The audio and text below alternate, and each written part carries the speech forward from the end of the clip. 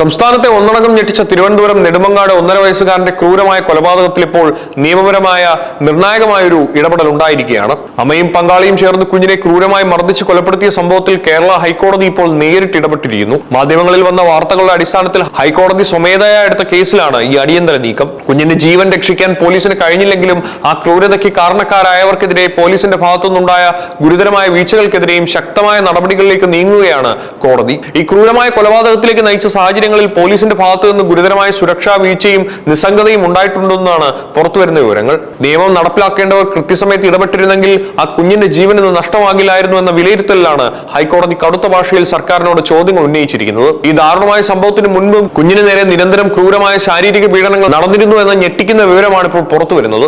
കുഞ്ഞിന്റെ സുരക്ഷിതത്വത്തിൽ ആശങ്കാകുലിയായ മുത്തശ്ശി നേരത്തെ തന്നെ പോലീസിനെ സമീപിച്ച് പരാതി നൽകിയിരുന്നതായും വാർത്തകളുണ്ട്. അമ്മയും അവരുടെ പങ്കാളിയും ചേർന്ന് കുഞ്ഞിനെ ക്രൂരമായി ഉപദ്രവിക്കുന്നുവെന്ന് കാണിച്ചു നൽകിയ ഈ പരാതിയിൽ പ്രാഥമികമായ അന്വേഷണം നടത്താനോ കുഞ്ഞിന് ആവശ്യമായ സംരക്ഷണം ഉറപ്പാക്കാനോ പോലീസ് തയ്യാറായില്ല. മാധ്യമ വാർത്തയിലൂടെ ഈ വാർത്ത പുറത്തുവന്നതോടെയാണ് ഹൈക്കോടതി സ്വമേധയാ കേസെടുത്തിരിക്കുന്നത്. മുത്തശ്ശി നേരത്തെ നൽകിയ പരാതിയിൽ എന്തുകൊണ്ട് പോലീസ് സമയബന്ധിതമായി കേസെടുത്തില്ല എന്ന് ഹൈക്കോടതി സർക്കാരിനോട് കർശനമായി ചോദിച്ചു. ഒരു കുഞ്ഞിന് ജീവന് ഭീഷണിയുണ്ടെന്ന പരാതി ലഭിച്ചിട്ടും അത് ലളിതമായി കണ്ടത് എന്തുകൊണ്ടാണെന്ന ചോദ്യമാണ് കോടതി ഉയർത്തുന്നത്.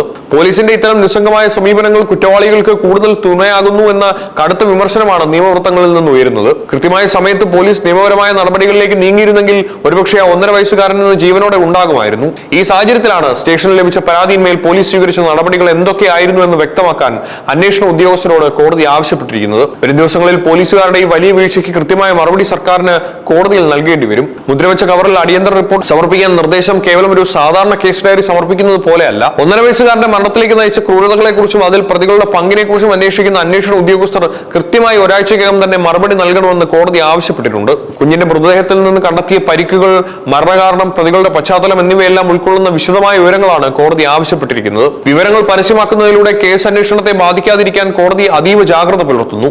കേസിന്റെ എല്ലാ വിശദാംശങ്ങളും പോലീസിന്റെ ഭാഗത്തുനിന്നുണ്ടായ മുൻകാല നടപടികളും അടങ്ങുന്ന റിപ്പോർട്ട് മുദ്രവെച്ച കവറിൽ തന്നെ നേരിട്ട് കോടതിക്ക് സമർപ്പിക്കണമെന്നാണ് ഹൈക്കോടതി പ്രത്യേകം വ്യക്തമാക്കിയിരിക്കുന്നത്. റിപ്പോർട്ടിലെ വിവരങ്ങൾ ചോർന്നു പോകാതിരിക്കാനും രാഷ്ട്രീയമോ ഭരണപരമോ ആയ യാതൊരുവിധ ഇടപെടലുകളും ഇതിൽ ഉണ്ടാകാതിരിക്കാനും വേണ്ടിയാണ് കോടതി ഇത്തരമൊരു കർശനമായ നിർദ്ദേശം മുന്നോട്ട് വെച്ചിരിക്കുന്നത്.